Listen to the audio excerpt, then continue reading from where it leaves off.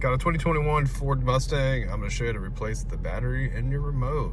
Okay, so the first step is going to be to remove the emergency key out of the bottom of the remote. There's a button on the very bottom of it right here. Just push it, and then we can pull the emergency key right out. Okay, the button's right here. Now we're going to turn it over, and we're going to remove this back cover that we have right here. And there's a slot right here that we're going to use a flathead screwdriver to put in, and we're going to pry it. See how I got this sideways motion going on right here? I'm going to pry the cover right off. Okay, kind of hear it click and everything.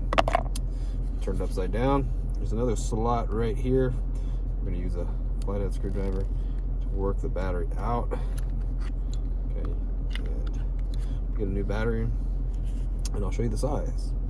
So here's the new battery, and the size is going to be a CR2450. We're going to put it in with the positive sign facing outwards. We have to put it in at an angle. This is with the remote upside down.